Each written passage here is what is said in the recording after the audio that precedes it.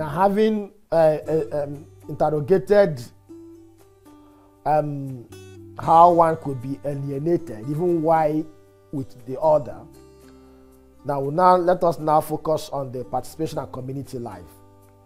Without participation, a community dies.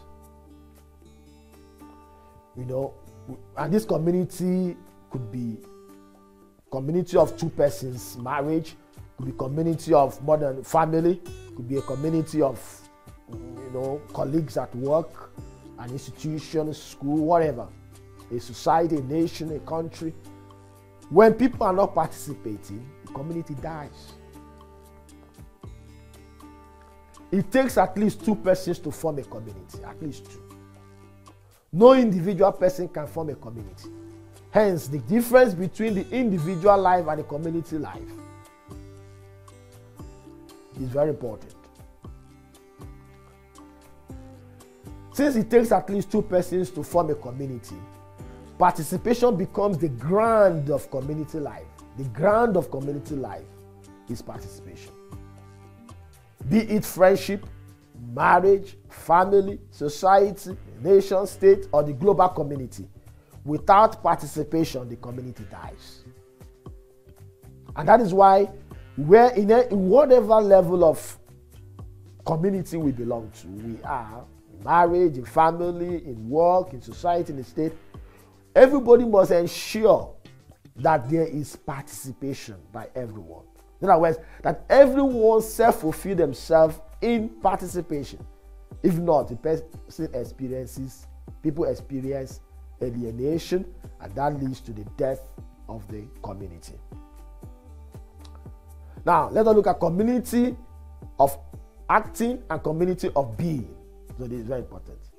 So sometimes people form a community for an action. There's a community of being. So people can be together without acting together. So that when people are together, you know, it's a community of being.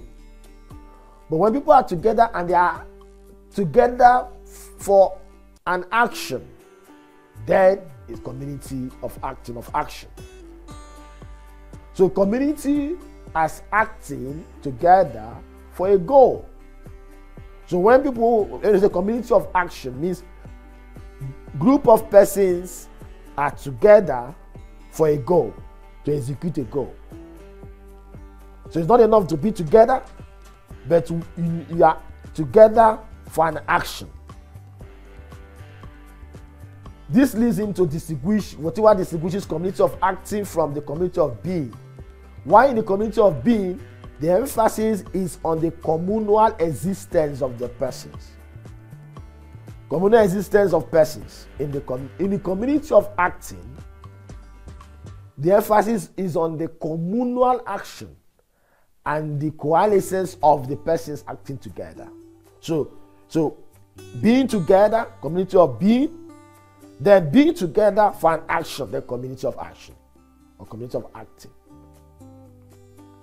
In other words, in the community of acting, there is participation of persons in the performance of action. So there's participation, participatio in Latin. So in community of acting, there is participation, participatio between the person. So what is called communio personarum, the communion of person. There's participation. In the community of acting, therefore, there is an objective goal. So everybody in that participating in that action are clear of the goal, why they are together to perform the action. So therefore, there's an objective goal of which every person in the community desires to attain or to achieve. Hence, it becomes the objective community of acting. So when we gather to perform an action, we have a clear objective, clear purpose of why we are together to act. And everybody's working towards that action.